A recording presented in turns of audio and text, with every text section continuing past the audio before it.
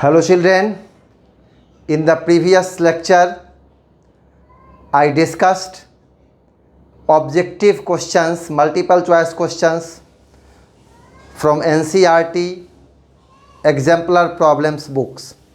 Today I will discuss the subjective questions from the same book, NCERT exemplar problems. So let us start with the subjective problem. Question number 12. You should have your book with you. Question number 12. This is as the displacement of a moving object in a given interval of time is 0. What is 0? Displacement is 0. You just concentrate on the concept. Displacement is 0. What does it mean? The initial and final position of the particle are same. Means a particle is at the position from where it was started. Only then displacement is 0. Would the distance travelled by the object also be 0? Answer will be no. Justify your answer then. You see, if a particle reaches the same position from where it was started, it doesn't mean that the particle has not moved at all. The particle has travelled some distance, it has followed some path, and after then it has again reached the same position. So if the displacement is 0, there can be distance travelled by the particle. Distance can also be 0. You see, when suppose a particle is at its initial position whenever you started the observation, and it is still there without travelling any path. So in that case distance can be 0. Another thing is that you already learnt that displacement can be less than equal to distance. So if displacement is less than distance, displacement is 0, means there may be distance greater than 0. If displacement is equal to distance, it means if displacement is 0, distance may also be 0. So it is not necessary that if displacement is 0, distance will definitely be 0. Distance can be there with 0 displacement. Question number 2.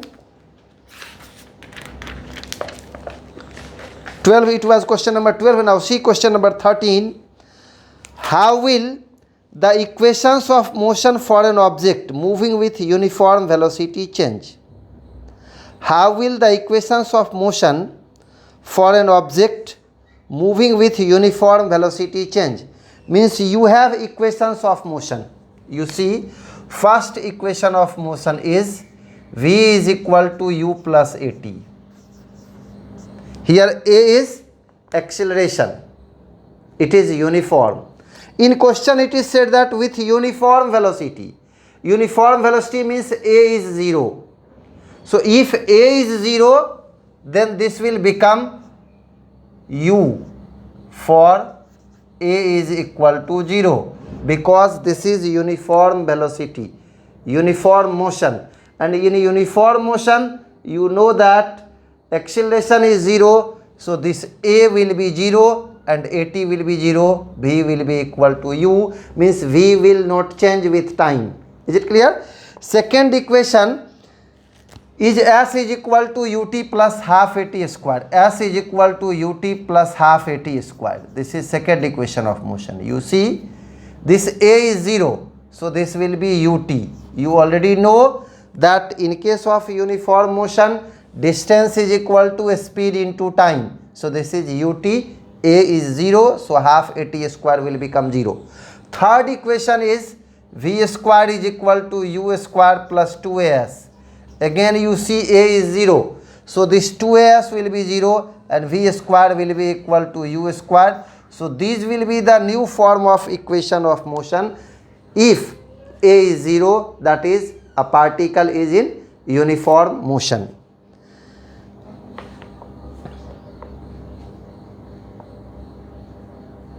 After that, question number 14. A girl walks along a straight path to drop a letter in the letter box. and comes back to her initial position. Her displacement time graph is shown in figure. Plot a velocity time graph for the same. You just look at your question in your book. Displacement time graph is given there. You see first part of displacement time graph. The girl started walking from her home. Girl started walking from her home. So her home is taken as the origin, 0. And after then she reached a post office to drop her letter. And post office is at 100 meter. So displacement time graph is a straight line for 50 seconds, because in 50 seconds she travelled from her home to the post office. You see, displacement time graph is a straight line inclined with time axis. You know, when displacement time graph is a straight line inclined with time axis, it means the particle travels with uniform velocity.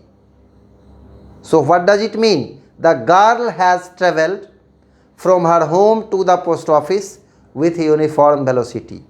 And you have to draw the velocity time graph. You know, velocity time graph for a particle in uniform motion is a straight line parallel to time axis. So this is a straight line parallel to time axis.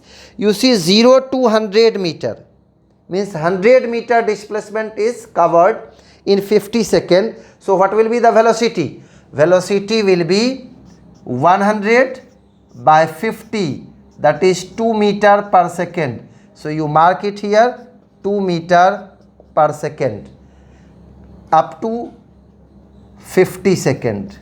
So this is 50 seconds. After then she returned to her house. She returned her home. Return means direction of velocity has been changed. So if you have taken this velocity positive, the velocity with which she will return her home will be negative. Again see the graph is a straight line, displacement time graph is a straight line inclined with time axis, and next 50 seconds she reached her home. So from here she travelled for next 50 seconds, that is 100 seconds, and now she reached her home. So this is the another uniform velocity. This is minus 2 meter per second. You can take it 0. This is V and this is T. T in second and V in meter per second. You already marked it. So this will be the final graph. Have you got? Means you were having displacement time graph. On that basis you have drawn velocity time graph. After then question number 15 is there. A car starts from rest and moves along the x-axis with constant acceleration 5 meter per second squared for 8 seconds. If it then continues with constant velocity, what distance will the car cover in 12 seconds since it started from the rest? You see, the car has travelled for how much time? For 12 seconds. And out of these 12 seconds, 8 seconds the car was in accelerated motion. Means for an interval of 8 seconds, first interval of 8 seconds, the car was in accelerated motion. And after then whatever velocity the car acquires, the car is travelling with constant velocity. So let us find the distance travelled in first 8 seconds. For that purpose, you see question number 15, you have given u is equal to, what is u here? Starts from rest, u is 0. along with the x-axis with constant acceleration. A is equal to 5 meter per second square and time is 8 second. Time is 8 second. Therefore distance traveled during this period is given by S1 is equal to ut plus half at square. You already know. Here u is 0, t is 8 seconds, so 0 minus 8 plus half, a is 5 and t is 8 square. So this will be 0 plus half into 5 into 8 square is 64. You can cancel it 32 times and you will have 160 meter. 160 meter means the car has traveled 160 meter in first 8 seconds. Now another part, whatever velocity it acquires now, you see the velocity acquired by the car after 8 seconds. So velocity acquired by the car after 8 seconds can be obtained as v is equal to u plus at. You see u is 0, a is 5 and t is 8. So this is 40 meter per second. And after then distance travelled S2 is equal to ut, vt, speed into time, because the speed is constant. So v is 40 and t is how much? Total time was 12 seconds. So now the time is 4 seconds. So this is 160 meter. So what will be the total distance travelled? Therefore total distance S is equal to S1 plus S2 means 160 plus 160. This is 320 meter. 320 meter is the total distance travelled by the car in 12 seconds. Is it clear? So this is the solution of question number 15. I think you will understand this very well. After then, I have another question. It is question number 16. A motorcyclist drives from A to B with a uniform speed of 30 km per hour. What does it mean? This is a point. Suppose question number 16. This is a point A and this is a point B. A motorcyclist starts from A with a speed 50 km per hour, 50 km per hour, and reached point B, and after then returns back with a speed of 20 km per hour. Means on reaching B, he returns to A with 20 km per hour, and you are asked to find the average speed. You know average speed means total distance by total time. So see, the distance from A to B, distance between AB is V average. Suppose this is D. So distance from A to B is D. And distance from B to A is also D. So what is the total distance travelled by the motorcyclist? D plus D, 2D divided by time from A to B.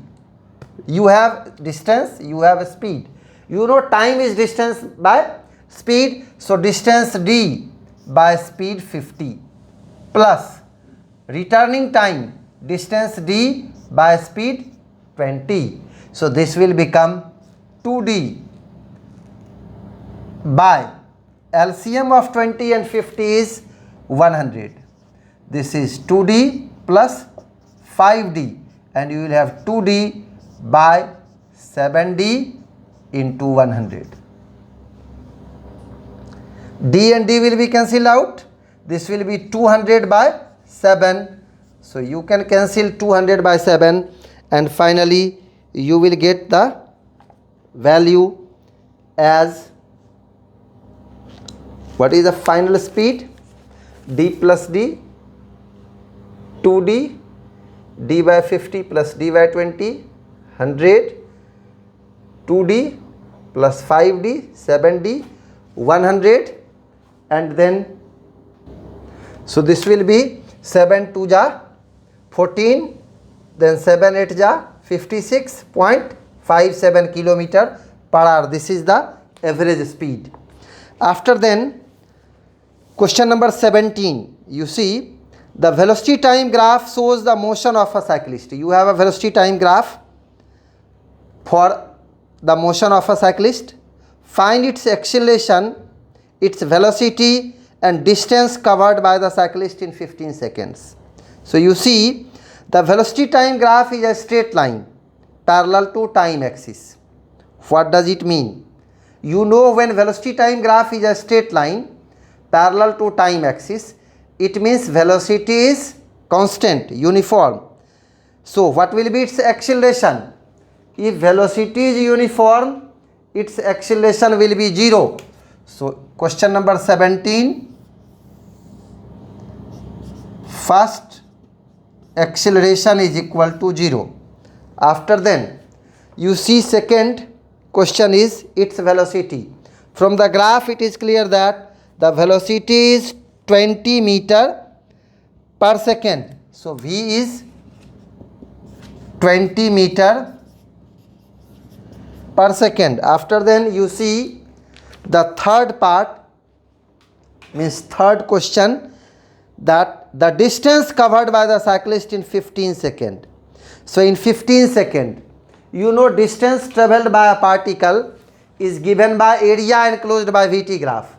So if you will find the distance travelled by having the area enclosed by the Vt graph, distance is equal to 20 into time is 15. So this will be 300 meter. 300 meter will be the distance travelled by the cyclist in 15 seconds. After then, question number 18 is there. Draw a velocity versus time graph of a stone thrown vertically upwards and then coming downwards after attaining the maximum height. You see, draw a velocity time graph of a stone thrown vertically upwards and then coming downwards after attaining the maximum height. So what will happen? You see, if you will throw a stone upwards, what will happen? You will have to throw it with some velocity. So the stone will have some initial velocity and acceleration due to gravity will be acting downwards. Means the stone will be decelerating. Means its velocity will going to decrease. And whenever it reaches the maximum height, its velocity will become 0. So you see, the motion is uniformly decelerated. And you know, uniformly decelerated motion can be represented by a velocity time graph with negative slope.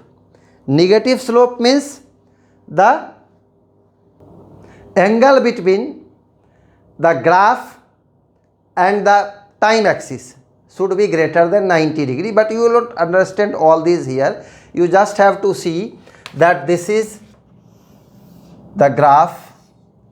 Here it is V along y-axis and T along x-axis. This is O. So it has started with some velocity, suppose with velocity this. When time is 0, velocity with which it has been thrown is this one. Suppose this one is the velocity. And after then it reaches here. Means velocity has become 0 at certain time. And after then its velocity start increasing, because whenever it will reach at the maximum height, now it will start coming down. Coming down means the acceleration due to gravity will be in the direction of motion. So its velocity will now start increasing. So this will be the graph. If you don't have the value of initial velocity, you can disconnect the graph from here, or even if you can connect the graph to the velocity axis. So these were the questions related to NCERT exemplar problems books we discussed today. In the next class we will be discussing some more problems from the same book. Till then, children, you should be learning the things from the video lectures as well as the book. Thank you.